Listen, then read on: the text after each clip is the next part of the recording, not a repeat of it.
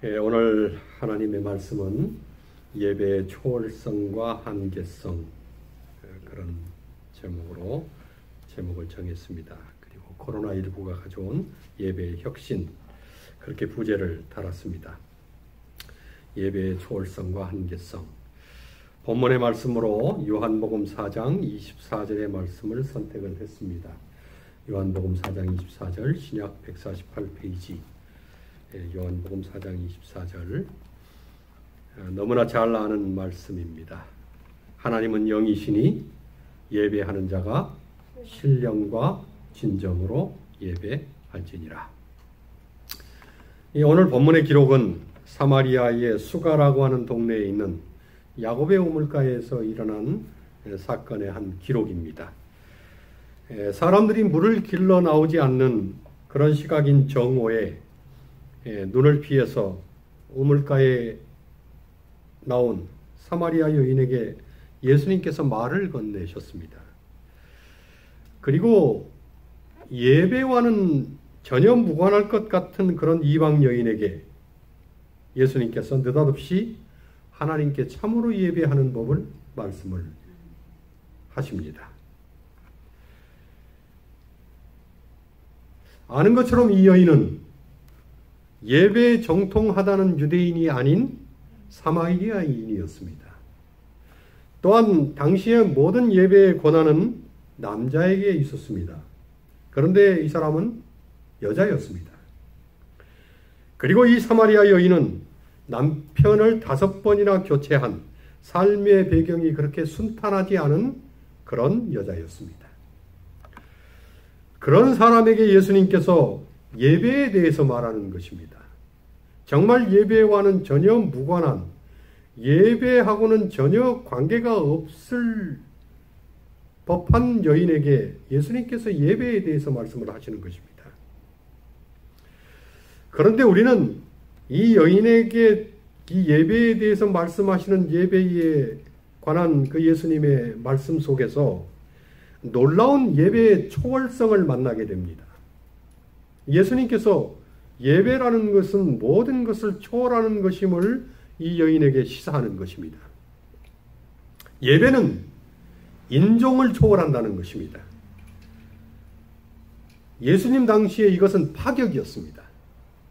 유대인이 아닌 이방인이 하나님께 예배를 드린다는 것, 이건 유대인들이 생각도 못하는, 상상도 못하는 일이었습니다. 그런데 예수님께서 예배는 인종을 초월한다는 것입니다.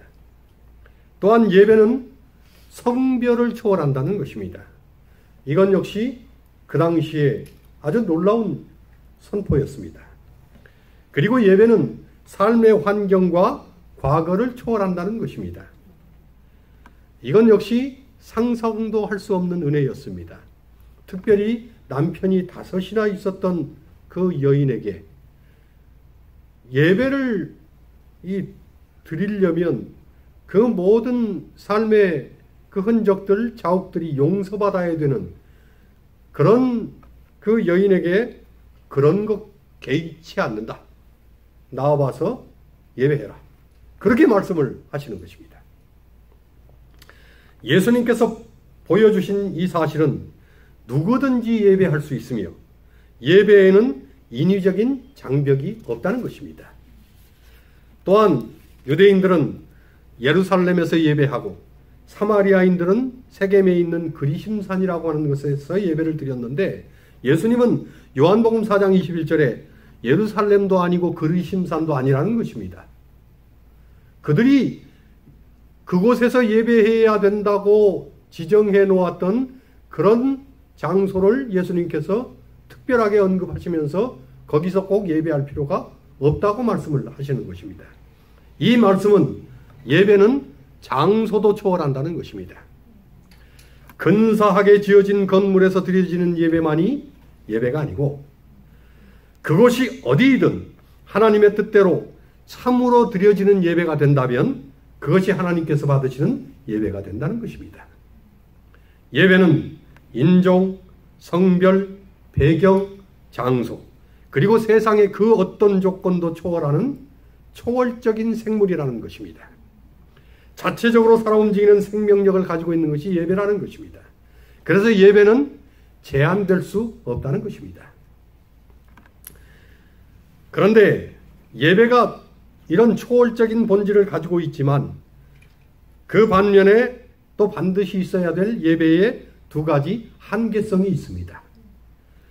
예배는 언제나 어디서든지 신령성이라고 하는 한계 안에와 진정성이라고 하는 한계 안에 있어야 한다는 것입니다. 예배는 결코 육적이거나 세속적이어서는 안 된다는 것입니다. 예배는 결코 형식적이거나 의례적이어서도 안 된다는 것입니다. 예배는 반드시 신령성을 지녀야 하고 반드시 진정성을 지녀야 한다는 것입니다. 이것이 예배의 초월성과 예배의 한계성입니다. 우리는 코로나19로 인해서 제한된 장소를 떠나서 각자가 있는 곳에서 예배를 드리게 됐습니다. 코로나19로 인해서 정해진 형식을 따라서 드려지던 예배도 영상으로 간소화됐습니다. 우리도 한 두어 달 넘게 영상으로 예배를 드렸습니다. 그것 때문에 우리는 어쩔 수 없는 예배의 초월성에 부딪히게 됐습니다. 장소도 형식도 배경도 그리고 많은 영역에 있어서 예배의 초월성에 직면하게 된 것입니다. 영상으로 드려지는 예배는 안방과 거실에서 드려지기도 하지만 미국에서 드려지는 예배를 한국에서도 함께 드릴 수 있고 한국에서 드려지는 예배를 미국, 유럽, 아프리카, 남미 그 어디서든 함께 드릴 수 있게 됐습니다. 영상이라고 하는 매체 때문에 그리고 코로나19라고 하는 모여서 드릴 수 없는 한계 때문에 그런 지역을 초월한 그런 예배를 드리게 된 것입니다. 그리고 시간과 공간을 넘어서 말 그대로 시공을 초월한 예배를 드리게 되었습니다. 언제든지 꼭 정해진 그 시간이 아니더라도 영상을 틀면 예배가 나오는 것입니다. 이제 우리는 예배에 대해서 인간들이 스스로 제안했던 마치 그 폴리스라인과 같은 접근 금지의 선을 끊고 새로운 도전 앞에 서게 된 것입니다. 어느 누구도 이렇게 하라 저렇게 하라고 하는 방식을 제시할 수 없는 오직 하나님과 나만의 1대1의 소통 앞에 서게 되었습니다. 타인의 시선을 의식하고 근사하게 차려입고 나가야 됐던 그런 의복에 대해서도 이제는 의식된 시선 때문이 아니라 개인적인 예배의 마음가짐에 따라서 어떤 옷을 입어야 할지를 선택할 자유로움이 생겼습니다. 이제는 예배의 장소가 꼭 교회만이 아닌 것입니다. 헌금을 드리는 것도 이제 남의 눈치를 따라서가 아니고 본인의 정직성을 따라서 스스로 헌금을 결정할 자유로움이 생겼습니다. 아무도 헌금을 내는지 안 내는지를 보는 사람이 없는 것입니다. 회중 예배의 규칙에 따라 일어서기도 하고 앉기도 하고 무릎을 꿇기도 하던 그런 관례도 이제는 개인적으로 자유롭게 할 수 있게 됐습니다. 집에서 예배를 드리면서 굳이 꼭 그렇게 습관과 규칙을 따라서 형식에 매인 예배를 드리지 않는 것입니다. 예배의 모든 제약과 제한에서 풀려난 초월성의 자유를 누리는 것입니다. 이것이 코로나19가 가져온 새로운 예배의 트렌드임이 분명합니다. 그리고 어쩌면 우리는 코로나19 이후에도 이 변화된 트렌드와 새로운 예배의 프레임에 의해서 예배하게 될 것임이 분명합니다. 물론 코로나 문제가 해결이 되면 다시 모여서 예배 드리고자 하는 예배로의 회귀가 있을 것입니다. 그러나 모여서 드려야만 예배라고 하던 집단의식, 그리고 웅장하고 화려한 건물에서 드려야만 예배라고 하던 대형교회 우월주의 의식은 무너지게 될 것입니다. 하나님은 어디에든 계시고 하나님은 어디에도 갇힐 수 없다고 하는 예배의 초월성 앞에 인간이 만들어 놓은 인위적인 장벽들은 다 철거가 될 것입니다. 저는 이것이 코로나19가 가져온 위기를 하나님께서 기회로 사용하시는 하나님의 은혜요 축복이라고 생각합니다. 하나님은 갇힐 수 없는 것입니다. 예배는 갖춰질 수 없는 것입니다. 그러나 이제 우리는 예배의 초월성과 함께 그 한계성을 간과하지 말아야 합니다. 코로나19는 우리에게 초월적인 자유와 선택권을 제공을 했습니다. 그런데 자유와 선택에는 반드시 책임이 따르는 것입니다.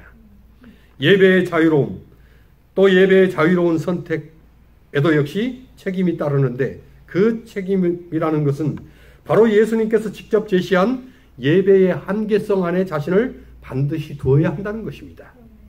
그 한계성은 처음에 언급했던 것처럼 두 가지입니다. 그것은 신령성과 진정성이라는 것입니다.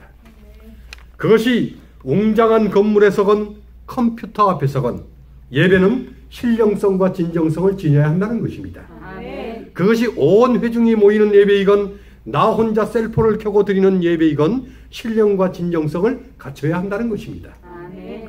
그것이 잘 갖춰진 형식을 따라 드려지는 공적인 예배이건 나 혼자 격식 없이 드리는 영상 예배이건 신령과 진정성을 포함해야 한다는 것입니다. 아멘.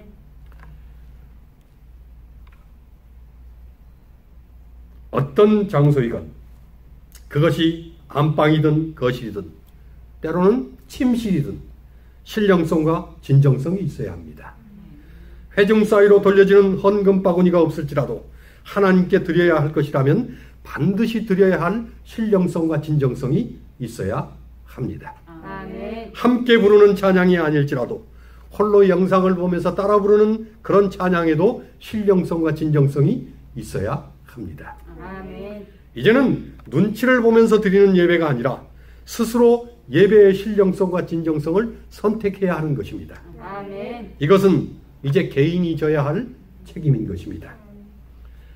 이것은 또한 코로나19가 우리에게 가져온 위기이지만 또 하나의 하나님의 기회요 축복인 것입니다. 아멘. 이제는 누가 하라고 해서도 아니고 분위기가 그러니까 할 수밖에 없는 것도 아니고 스스로 하나님과 나와의 1대1의 관계 속에서 예배의 책임을 정말 스스로가 져야 하는 것입니다. 아멘. 그렇다면 중요한 것은 신령성과 진정성이란 과연 무엇인가를 아는 것입니다.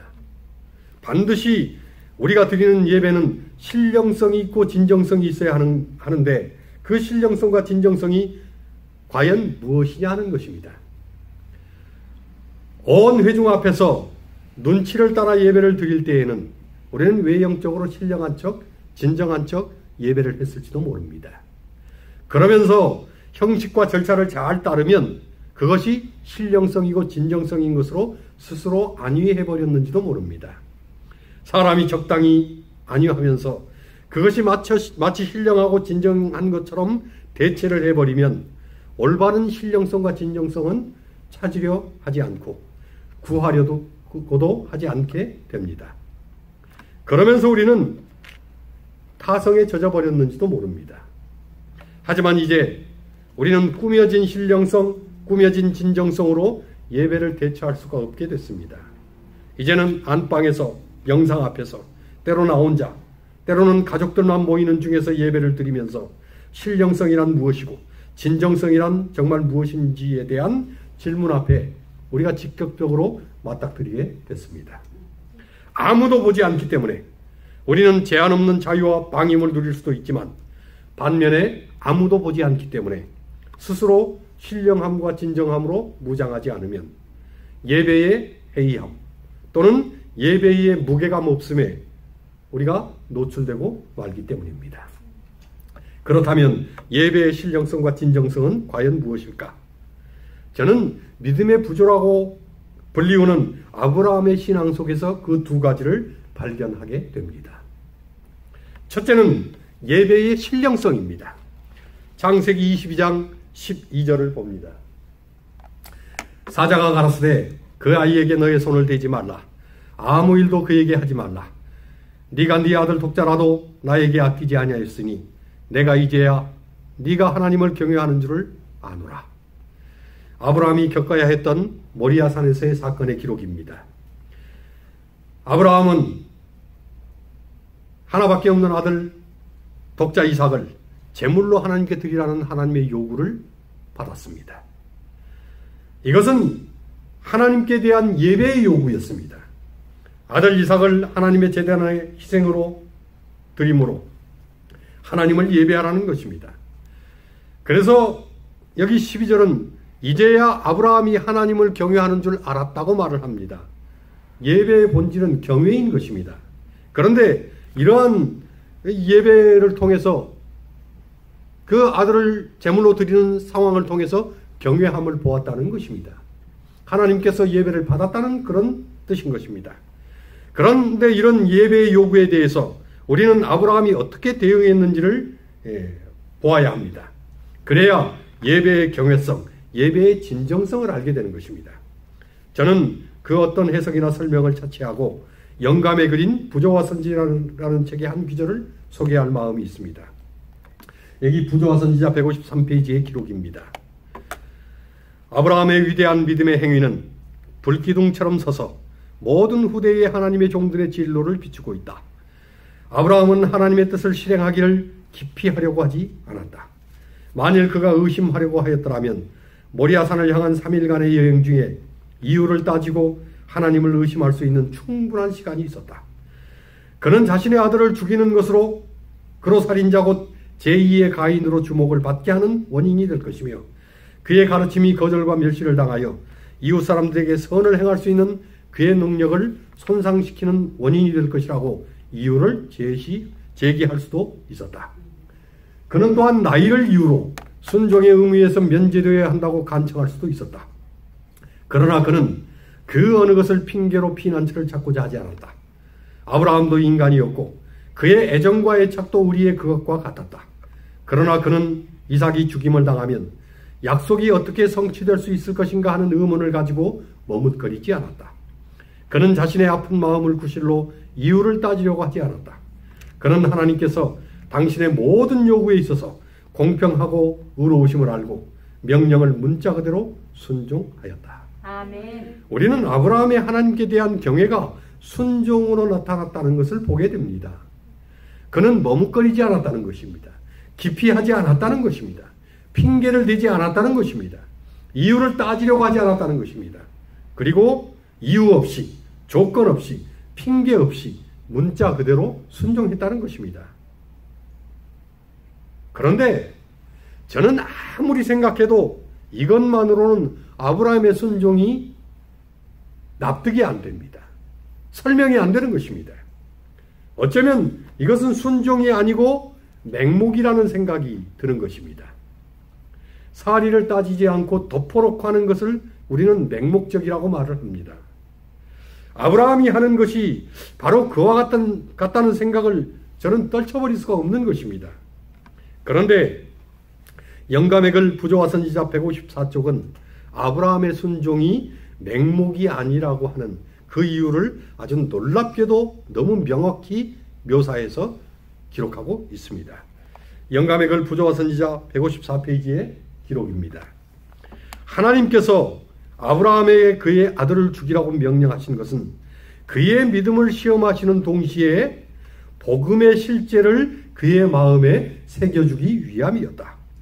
그 무서운 시련의 어두운 날 동안 그가 참은 고통은 그가 자신의 경험을 통하여 무한하신 하나님께서 사람을 구속하기 위하여 치르실 희생의 위대함을 깨닫게 하려고 허락되었다. 하나님께서는 당신의 아들을 고통과 수치스러운 죽음을 당하도록 내주셨다. 타락한 인류를 구원하려고 영광의 왕께서 당신의 생명을 포기하셨다. 하나님의 무한하신 동정과 사랑에 대하여 이보다 더 강력한 증거가 주어질 수 있겠는가? 아브라함에게 요구된 희생은 그 자신의 유익이나 후대의 이익만을 위한 것이 아니라 하늘과 다른 세계들의 무죄한 지적 존재들을 교훈하기 위한 것이었다. 하나님께서는 온 하늘 앞에서 당신의 종의 충성심을 증명하여 완전한 순종만이 받으시는 바 된다는 것을 나타내며 구속의 경륜을 그들 앞에 더욱 완전하게 밝히고자 하셨다. 아브라함은 하나님께서 사람을 구속하기 위해서 치르실 희생의 위대함을 자신의 경험을 통해서 깨닫게 되었다는 것입니다. 이삭을 바쳐야 된다는 것, 이것이 자신에게 대한 요구 이전에 하나님께서 하나님의 하나밖에 없는 아들 독생자 예수를 바칠 것에 대한 희생의 예표로 그에게 주어졌다는 것을 깨달았다는 것입니다. 그리고 하나님의 구속의 경륜이 어떤 것인지, 하나님께서 하나밖에 없는 독생자 예수 그리스도를 십자가에 못 박는 것이 어떤 것인지 그 하나님의 심정을, 그 복음의 실제를 마음에 새기게 되었다는 것입니다. 아브라함은 이것이 복음의 실제라고 하는 것을 안 것입니다. 하나님께서 그의 아들 예수 그리스도를 십자가에 못 박는다는 것이 무엇인지를 동일한 마음으로 깨닫고 느끼게 되었다는 것입니다. 우리는 아브라함이 아들 이삭을 죽이는 고통이 하나님께서 아들 예수를 죽이는 고통임을 아브라함이 알았기 때문에, 또 하나님께서 하나님이신 예수를 죽이는 것이라면 자신이 이삭을 죽이는 것은 그에 비하면 아무것도 아닌 것임을 알았기 때문에 말없이 순종할 수 있었다는 것을 발견하게 되는 것입니다. 아브라함은 자신보다 더 큰 고통을 가지고 구속이라는 딜레마 앞에 고통당하실 하나님의 마음이 어떤 것인지를, 그 복음의 실제를, 그 구속의 경륜을 아브라함은 알고 깨달았다는 것입니다. 그것을 알았기 때문에, 그것을 깨달았기 때문에, 그것을 보았기 때문에 아브라함은 말없이 순종할 수 있었다는 것입니다. 우리는 아브라함의 경험 속에서 십자가를 관통해야 하는 예배의 신령성과 예배의 경외성을 간파하게 됩니다. 사도 바울은 성경 히브리서 5장 7절로 9절에 이렇게 말을 합니다. 그는 육체에 계실 때에, 예수님께서는 육체에 계실 때에 자기를 죽음에서 능히 구원하실 이에게 심한 통곡과 눈물로 간구와 소원을 올렸고 그의 경외하심을 인하여 들으심을 얻었느니라. 그가 아들이시라도 받으신 고난으로 순종함을 배워서 온전하게 되었은즉 자기를 순종하는 모든 자에게 영원한 구원의 근원이 되시고. 여기 이 말씀도 경외함, 십자가의 죽으심, 순종, 이것이 한 맥락으로 관통되어 있음을 우리에게 보여줍니다. 예배의 신령성이란 경외함, 십자가, 순종, 이 세 가지가 그 안에 관통하여 흘러야 하는 것입니다. 내가 드리는 예배가 하나님께 대한 경외함이 있느냐 하는 것입니다. 내가 드리는 예배가 십자가에 대한 감사와 회개와 은총이 있느냐 하는 것입니다. 내가 드리는 예배가 순종으로 이어지느냐 하는 것입니다. 만일 자신의 예배가 하나님에 대한 경외함, 그리고 십자가의 경험, 그리고 순종이 포함되어 있다면 그 사람은 신령한 예배를 드린 것입니다. 왜냐하면 그 예배를 통해서 예수께서 주시라고 하는 영광을 받기 때문입니다. 그 예배를 통해서 하나님께서 유일한 예배의 대상임이 드러나게 되기 때문입니다. 고린도전서 12장 3절은 성령으로 아니하고는 누구든지 예수를 주시라고 할 수 없느니라고 했습니다. 그렇게 드려지는 예배는 성령께서 인도하시기 때문에 신령한 예배가 되는 것입니다. 어디서 어떻게 드리든 진정한 하나님에 대한 경외와 십자가를 향한 회심과 순종이 있음으로 해서 예배의 신령성이 확보되는 그런 예배를 하나님께 드리는 우리 모두가 되시기를 주님의 이름으로 간절히 축원합니다. 두 번째는 예배의 진정성입니다. 창세기 18장 2절을 봅니다. 눈을 들어본즉 사람 셋이 맞은편에 섰는지라 그가 그들을 보자 곧 장막문에서 달려가 영접하여 몸을 땅에 굽혀. 제가 예배의 신령성과 진정성을 아브라함의 모습 속에서 찾는 이유는 히브리 단어 중에 예배로 가장 많이 번역된 단어가 샤하라는 단어입니다. 그런데 창세기 18장 2절에 이 단어가 처음 사용되어 나타납니다. 창세기 18장 2절 가운데에 몸을 땅에 굽혀라고 하는 말을 샤하, 예배라고 사용을 한 것입니다. 처음으로 예배라고 하는 이 단어를 아브라함의 태도를 표현하면서 히브리 단어는 사용을 하는 것입니다. 몸을 땅에 굽혔다는 것입니다. 그런데 우리는 아브라함의 그런 태도 속에서 예배에 대한 보다 포괄적인 뜻과 의미를 발견하게 됩니다. 저는 다시 영감의 글 부조와 선지자 138페이지에 있는 기록을 찾아서 읽어볼 마음이 있습니다. 부조와 선지자 138페이지입니다. 무더운 여름 한낮에 부조는 조용한 풍경을 바라보면서 장막문에 앉아 있었다. 그때 그는 멀리서 새 행인들이 가까이 오는 것을 보았다. 그의 장막에 이르기 전에 행인들은 잠시 멈추어 그들이 갈 길을 의논하는 것 같이 보였다. 그들이 호의를 구하기까지 기다리지 않고 아브라함은 급히 일어났다. 그리고 그들이 명백히 다른 방향으로 돌아가려고 할 때에 그는 빨리 그들을 따라가서 최고의 예의를 갖추어 자신의 장막에 머물러 쉬어가기를 권하였다. 그는 그들이 여행으로 발에 묻은 먼지를 씻을 물을 손수 떠왔다. 그는 몸소 그들의 음식물을 선택하여 그들이 서늘한 그들 안에서 휴식하는 동안 연회를 준비하였고 그들이 대접을 받는 동안 그들 곁에 정중히 서 있었다. 하나님께서는 이 정중한 행동을 당신의 말씀 가운데 기록할 만큼 중요하게 여기셨으며 천년 후에 영감받은 사도는 그것에 대하여 다음과 같이 언급하였다. 손님 대접하기를 잊지 말라. 이로써 부지 중에 천사들을 대접한 이들이 있었느니라. 히브리 13장 2절. 여기 기록된 말씀에 의하면 아브라함은 최고의 예의를 갖추어서 방문객들에게 호의를 베풀었다고 했습니다. 예배의 모습인 것입니다. 예배는 최고의 예의를 갖추어서 드리는 것입니다. 또한 정중한 행동으로 그들의 필요를 따라 모든 것을 진설하여 드렸다고 했습니다. 이건 역시 예배의 모습입니다. 정중한 태도로 자신을 드리는 것, 자신의 모든 것을 드리는 것, 이것이 바로 예배인 것입니다. 이것을 성경은 포괄적으로 샤하했다, 예배했다고 표현을 한 것입니다. 아브라함의 땅에 엎드리는 태도, 그리고 최고의 예우를 갖춘 것, 정중한 행동으로 필요를 채워주려 한 것, 이 속에는 정성과 진정성이 담겨 있었습니다. 예배의 진정성이란 바로 이런 것입니다. 자신의 최선과 자신의 최고와 자신의 최상을 드리는 것입니다. 누가복음 7장 46절로 47절에 이런 기록이 있습니다. 너는 내 머리에 감람유도 붓지 아니하였을 때 저는 향유를 내 발에 부었느니라. 이러므로 내가 너에게 말하노니 저의 많은 죄가 사하여졌도다. 이는 저의 사랑함이 많음이라. 사함을 받은 일이 적은 자는 적게 사랑하느니라. 여기 향유 옥합을 깨뜨려서 예배를 한 여인의 진정성을 예수님께서 칭찬을 하셨습니다. 그리고 그 진정성의 본질은 사랑함의 많음이었다고 그렇게 말씀을 합니다. 예배의 진정성이란 엎드림, 예의, 정중함입니다. 그리고 그 진정성 속에 내포된 사랑의 마음인 것입니다.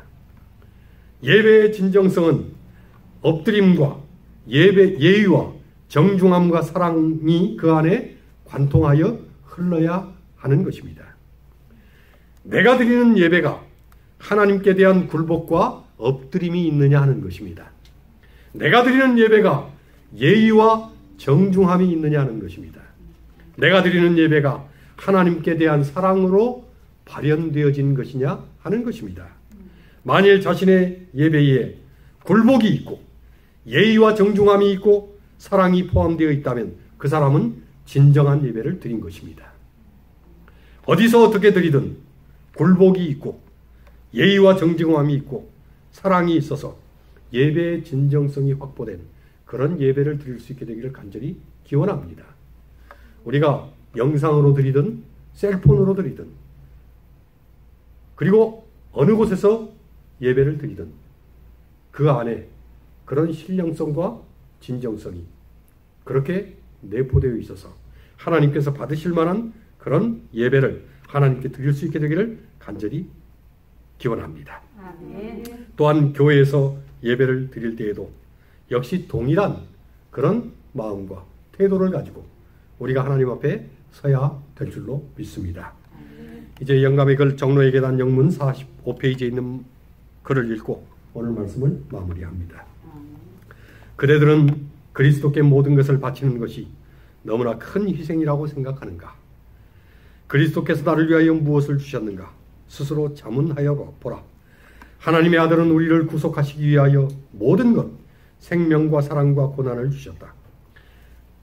그런즉 그처럼 큰 사랑을 받을 아무 가치도 없는 우리가 어찌 우리의 마음을 그에게 바치기를 아낄 수 있을 것인가. 저는 이게 불경한 표현일지도 모르겠지만 우리가 하나님께 예배를 드리기 전에 하나님께서 정말 아무것도 아닌 죄인된 우리를 먼저 예배하신 것입니다. 하나님께서 우리에게 모든 것을 드렸습니다. 우리를 위해서 모든 것을 바쳤어요. 우리를 구속하기 위하여 하나님은 모든 것, 생명과 사랑과 고난을 주셨다는 것입니다. 하나님은 모든 것을 우리를 위해서 바치셨습니다. 예배하는 것입니다. 감히 창조주 되신 하나님께서 피조된 우리를 이렇게 신령하고 진정으로 예배한 것입니다. 그런 예배를 우리가 받았다는 사실을 기억한다면 우리가 어찌 하나님께 예배하지 않을 수 있겠습니까? 하나님께 어찌 우리의 모든 것을 드리지 않을 수 있겠습니까? 어떻게 우리가 신령함과 진정함 없이 하나님을 예배하겠다고 하나님 앞에 설 수가 있겠습니까? 어디서 어떻게 예배를 드리든지 또 무슨 방식으로 예배를 드리든지 그 예배의 모든 조건들은 제한될 수 없습니다. 초월되어서 우리는 하나님께 예배할 수 있습니다. 그러나 어떤 상황 속에서도 우리는 두 가지 예배의 한계성을 기억하셔야 됩니다. 신령함으로 그리고 진정함으로 하나님을 예배해야 하는 것입니다. 코로나19로 인해서 오히려 예배의 본질이 회복되고 예배의 본질이 혁신되는 그런 우리 모두가 되기를 간절히 기원합니다. 아멘. 그리고 오히려 예배의 진정성과 신령성이 회복되어져서 비대면 예배일지라도 성령이 충만한 그런 예배를 하나님께 드릴 수 있게 되기를 간절히 기원합니다. 아멘. 어느 곳에서 예배를 드리든 그것이 교회이든 안방이든 거실이든 그리고 단상을 마주보며 예배를 드리든 영상으로 드리든 그 어떤 방식으로 드리든 그 예배 속에 반드시 하나님을 향한 신령성과 하나님을 향한 진정성이 담겨 있어서 하나님께서 영광을 받으시게 되는 그런 예배가 드려지기를 주님의 이름으로 간절히 축원합니다. 아멘.